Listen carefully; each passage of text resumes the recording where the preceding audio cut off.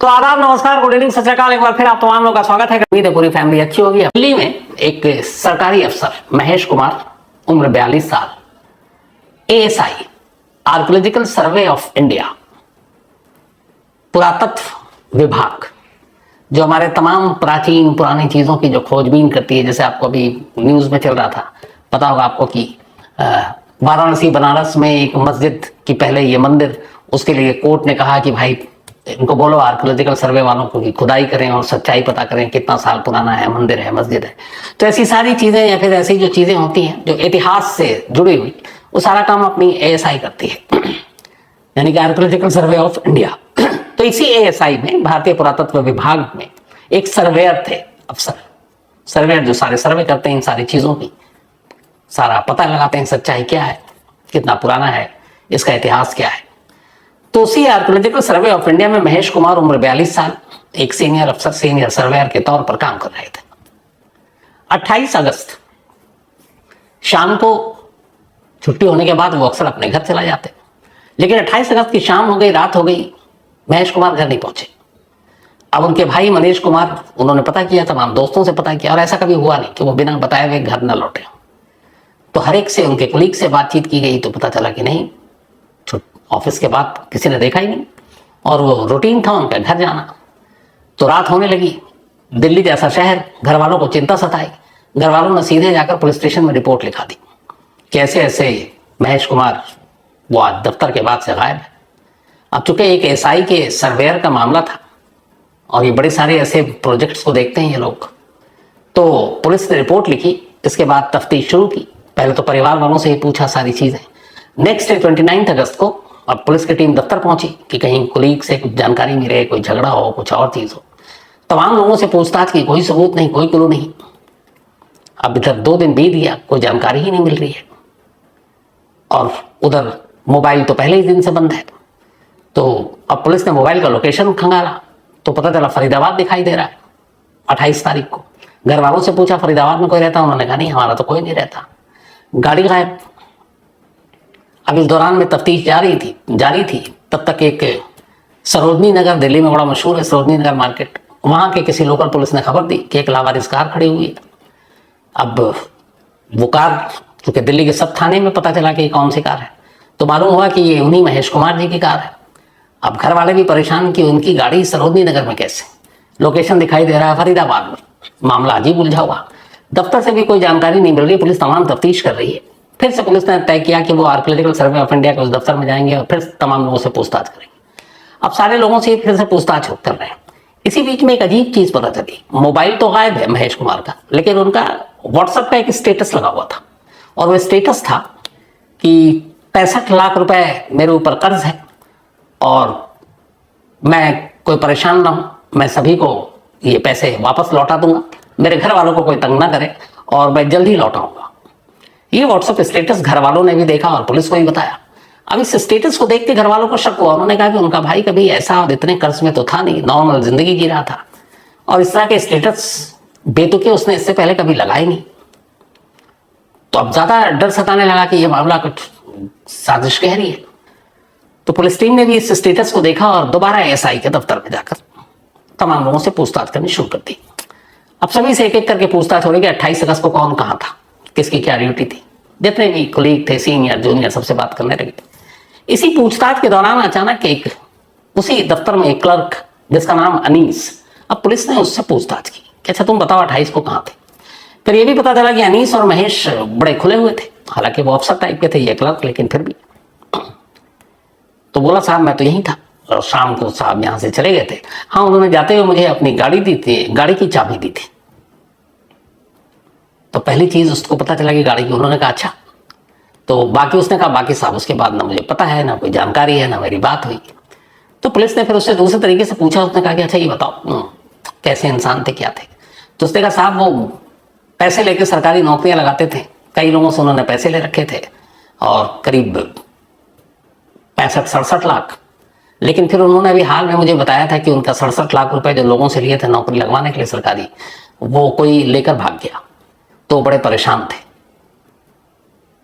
अब पुलिस को लगा कि इस पूरी इन्वेस्टिगेशन में किसी भी शख्स ने, फैमिली ने, किसी और कुलीग ने, किसी दोस्त ने ये बात नहीं कही, पैसे पैसे भागने वाली बात। लेकिन व्हाट्सएप के स्टेटस पे ये लाइन और एक ही शख्स है जो ये बात रिपीट कर रहा है, और वो है ये अनीस जो उसी दफ्तर में क्लर्क है। अब पुलिस को क्लर्क पे थोड़ा शक हुआ, पूछताछ चल रही है दफ्तर में। तो फिर उन्होंने कहा कि अच्छा तुम और क्या जानते हो? तो उसने कहा साहब बस इतना ही जानता हूं। अब पुलिस ने की पता नहीं क्या सूझा, उन्होंने कहा कि चलो इसकी तलाशी लेते हैं। अब उन्होंने अनीस की तलाशी ली। जब अनीस की तलाशी ली तो पहली बार उसकी जेब में महेश की कार की चाबी मिली।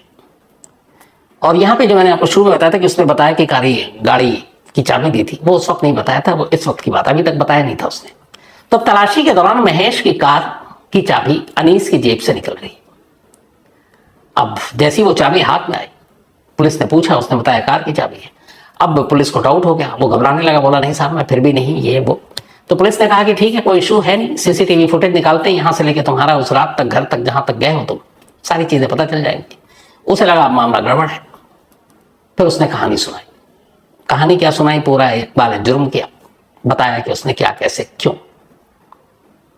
और यही क्या कैसे क्यों जो शुरू में मैंने बोला था कि मुझे आज का सवाल खुद ही ख्याल में आया कि छोटी छोटी चीजें कैसे आइडियाज इधर से उधर जाती हैं। तब उसने पूरी कहानी सुनाई। पुलिस को अभी भी कुछ सवालों के जवाब चाहिए थे कि यार गाड़ी सरोजनी नगर में खड़ी है, लोकेशन फरीदाबाद में मिल रहा है, ये बंदा दफ्तर आ रहा है क्या मामला? अब जब पूरी बात उसने बताई तो वो पूरी कहानी अब आपके सामने दस का दस है। तो पहले गड्ढे में दफनाया, फिर मजदूर को बुलाकर सीमेंटेड उसको कर दिया ताकि पकड़ा ना जाए। और यहीं पर इसी उसका जो तरीका था याद आया, कुकू एफएम के ऑडियो बुक पर आप सुन सकते हैं God man that kills the Shakira Khalili murder case. कैसे शाकिरा खलीली को आंगन में दफनाने के बाद उस पर मार्बल फ्लोरिंग करके फिर वहां डांस भी हुआ करता था। तो कुकू एफएम के ऑडियो बुक पर God man that kills the Shakira Khalili murder case भी आप सुन सकते हैं। अनीस इसी सरकारी दफ्तर में काम करता था और महेश उसी दफ्तर में सीनियर पोस्ट पे था।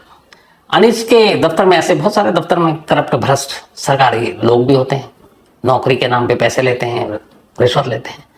तो अनीस ऐसे एक लोगों के शामिल था साजिश में, जो कोई जब वैकेंसी होती तो सरकारी नौकरी के लिए कहते कि यार इतना पैसा देके बाबू से साइन करा देंगे, अफसर से ये हो जाएगा। तो उसने फिर एक दिन महेश से कहा कि एक वैकेंसी आ रही है हमारे यहाँ और अच्छी खासी वैकेंसी है, तो 3-3 लाख रुपए मांग रहे हैं, तो कोई जानने वाला हो तो बताओ। तो महेश के कुछ जानने वाले होंगे, उन्होंने कहा है। तो उसने कहा ठीक है 3 लोगों की नौकरी लगा देते हैं सरकारी। तो उन लोगों से 3-3 लाख रुपए महेश ने लिए और महेश ने अनीस को दे दिए, 9 लाख रुपए कुल। अब 9 लाख रुपए दे दिए, लेकिन जब नौकरी लग नहीं रही, बात आगे बढ़ नहीं रही, महेश को लगा कि मामला गड़बड़ है।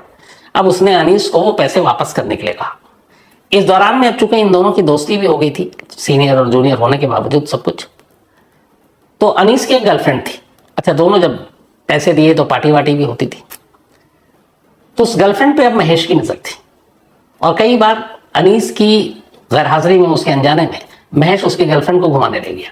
ये बात अनीस को पता चल गई, उसे बड़ा बुरा लगा। अब इधर वो 9 लाख रुपए मांग रहा है, इधर इसने 9 लाख रुपए सारे उड़ा दिए। गर्लफ्रेंड भी, उसे लगा कि अब महेश के पास चली जाएगी। तो उसने एक दिन प्लान किया कि क्यों ना महेश को रास्ते से हटा देते हैं, इससे 2 चीजें होंगी, एक वो 9 लाख रुपए लौटाने नहीं पड़ेंगे, दूसरा जो उसकी गर्लफ्रेंड है वो वापस उसे मिल जाएगी। अब इसके बाद इसने प्लान करना शुरू किया तसल्ली से, कोई जल्दबाजी में नहीं। करते करते आखिरकार इसने प्लानिंग फाइनल स्टेज पे पहुंची। 27 अगस्त इसी प्लान का हिस्सा था। इसने सबसे पहले अपने दफ्तर में एक छुट्टी की अर्जी दी, एप्लीकेशन। 5 दिन की छुट्टी ली इसने, 27, 28, 29, 30, 31 और 1 को इसको ज्वाइन करना था। छुट्टी अप्रूव हो गया। तो 5 दिन की छुट्टी ली। 27 अगस्त का छुट्टी लेने के बाद ये अपने घर चला गया। इसका घर है हरियाणा के सोनीपत में। अब ये हरियाणा पहुंचा और वहां जाने के बाद अब इसे आगे का कदम उठाना था। 27 अगस्त की छुट्टी लेकर पानीपत पहुंचा। 28 अगस्त की सुबह इसने फोन किया महेश को कि वो तुम्हारे 9 लाख रुपए आ गए, तो तुम एक काम करो, दोपहर को तुम आर के पुरम वाले घर पे मेरे आ जाओ। क्योंकि ये सरकारी एम्प्लॉय था तो सरकारी लोगों के क्वार्टर भी मिलते हैं, तो इसे एक क्वार्टर मिला हुआ था आर के पुरम में। तो उसने कहा कि तुम आ जाओ 12:30 बजे। महेश को लगा इतने दिन से पैसे मांग रहे, दे नहीं रहा, चलो आज दे रहा है, ले ही लेते। ये उसने कॉल किया, व्हाट्सएप कॉल, नॉर्मल कॉल नहीं किया ताकि रिकॉर्ड पे ना रहे, ये रिकॉर्ड ना हो जाए। उसके बाद कॉल करने के बाद इसने अपना फोन सोनीपत में रखा। उसे मालूम था कि ये फोन उसके साथ चलेगा और उसके राज खोलेगा। तो फोन करने के बाद ऑन ऑफ भी नहीं किया और इसने सोनीपत में ही फोन छोड़ दिया अपना मोबाइल। अब वहां से ये दिल्ली आया। दिल्ली आने के बाद करीब 11:30-12 बजे के आसपास ये साउथ एक्स मार्केट गया। वहां से 6 फीट बड़ी पॉलिथीन प्लास्टिक के वो खरीदे इसने। इसके अलावा फावड़ा खरीदा, 1-2 सामान और लिया और ये सब लेने के बाद ये अपने घर आर के पुरम पहुंच गया। वहां जाने के बाद 12:30 के आसपास तय वक्त पर महेश घर आ गया। महेश घर आया, इसने थोड़ी देर तक बातचीत की। इसके बाद महेश उलझा हुआ था, ये उठा पीछे गया और इसने अचानक एक पाना और वो बाकी जो चीजें होती हैं उससे पीछे से महेश के सर पर जोरदार वार किया। महेश सर पकड़कर नीचे गिर पड़ा। इसके बाद उसने और भी मारा। थोड़ी देर में महेश की मौत हो गई। मौत होने के बाद अब उसने सबसे पहले पूरा ब्लड साफ किया, कमरे को साफ किया और फिर महेश की लाश को उस पॉलिथीन के बैग में, जो पॉलिथीन खरीद कर लाया था 6 फीट बड़ी, वो 3-4 पॉलिथीन लाया था, उसमें उसके लाश को डाला, पॉलिथीन को सील किया, पूरा घर साफ किया। साफ करने के बाद एसी ऑन किया, कमरे पे लॉक लगाया और वहां से निकलकर सीधे, निकलने से पहले जो महेश के पास 2 मोबाइल फोन थे, उसने दोनों मोबाइल फोन अपने पास लिया और उसकी गाड़ी की चाबी ली। उसके बाद वहां से बाहर निकला, गाड़ी लेकर ये जाता है और मोबाइल, महेश के मोबाइल को लेकर फरीदाबाद में जाने के बाद मोबाइल को ऑन करता है। पहले यहां उसने ऑफ कर दिया। ऑन करने के बाद गाड़ी में वहीं बैठा रहता है कुछ देर तक, मोबाइल चालू रखता है। जब उसे लगता है 5-10 मिनट हो गया, दोनों मोबाइल को चालू हो गए, फिर वो दोनों मोबाइल को ऑफ कर देता है। ऑफ करने के बाद मोबाइल वहीं झाड़ियों में फेंक देता है। वापस आता है, गाड़ी को सरोजनी नगर में लगाता है। उसके बाद सीधे वहां से सोनीपत वापस दिल्ली के आर के पुरम के अपने सरकारी क्वार्टर में एक लाश को यूं ही छोड़कर, एसी चलाकर, और वो बेफिक्र होकर वापस सोनीपत पहुंच जाता है। अब सोनीपत जाता है और सोनीपत में पूरी रात आराम से अपने घर पर रहता है। इधर रात 28 अगस्त की जब वो घर नहीं लौटते तब घर वाले शिकायत करते हैं। अब जब शिकायत करते हैं तो हर एक से पूछताछ होती है। तो इसके पास भी फोन आया घर वालों का, पूछा अनीस तुमने देखा है महेश को? उसने कहा नहीं, मैं तो बस निकल गया था, उसके बाद मेरी कोई मुलाकात, कोई बात नहीं हुई। अब 29 अगस्त आ गई तारीख, 28 अगस्त को ये सब कर लिया। अब वो सोनीपत में है। 29 अगस्त को फिर फोन आया घर वालों का। फिर इसे पता चला कि पुलिस में मामला लिखा दिया गया है। अब वो पहली बार डरा कि यार पुलिस में रिपोर्ट लिखा दी गई, कहीं कुछ गड़बड़ ना हो जाए, लाश मेरे घर में पड़ी है। फिर ये सोनीपत से वापस आता है। मोबाइल इस बार भी सोनीपत में छोड़कर जाता है। क्यों? ताकि उसका लोकेशन कोई ट्रेस ना करे कि वो कहां था। उसने बताया जो बयान, मैं तो सोनीपत में था, मोबाइल सोनीपत ही दिखा रहा था। तो 29 अगस्त को वापस आता है अपने घर। वापस आने के बाद पहले घर में चेक करता है, लाश वहीं है। फिर दरवाजा बंद करता है और वापस दफ्तर जाता है। छुट्टी ले रखी है लेकिन दफ्तर जाता है। दफ्तर जाने के बाद अपने एक और क्लर्क साथी से मिलता है।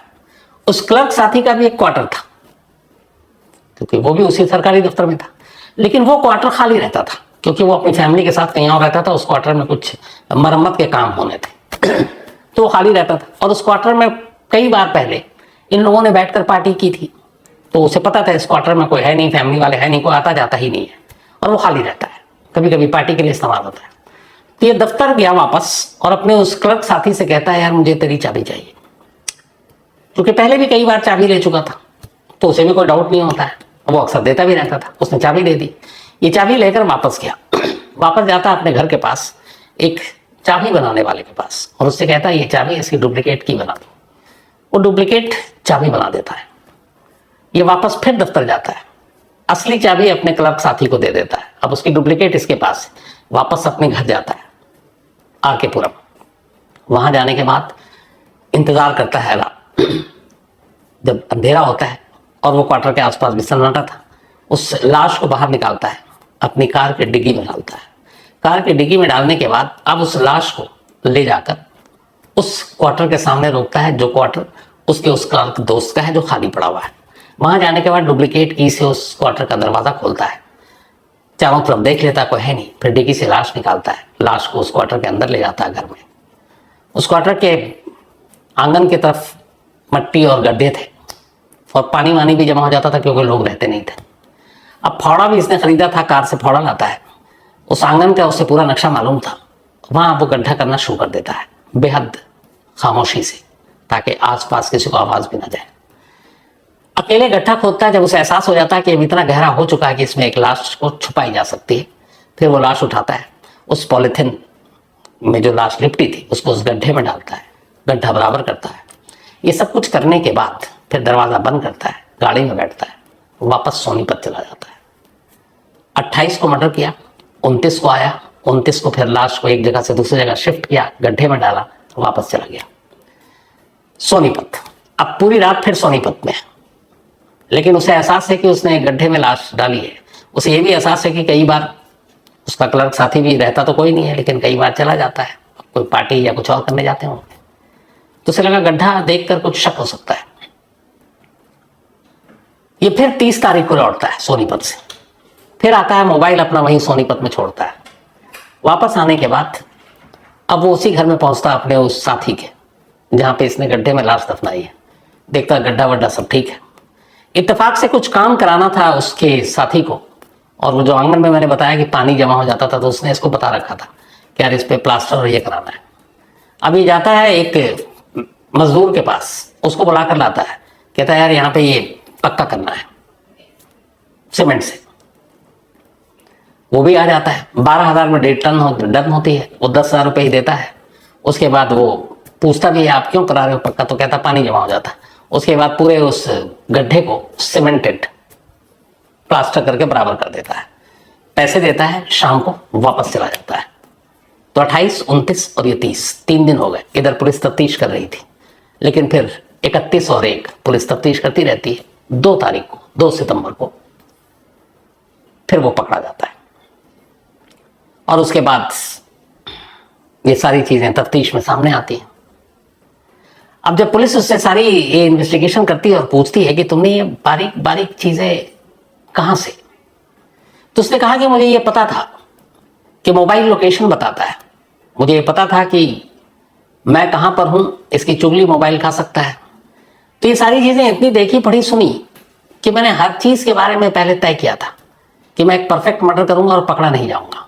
इसीलिए जब प्लानिंग के तहत ही छुट्टी ली, छुट्टी लेने के बाद सोनीपत गया, मोबाइल छोड़ा।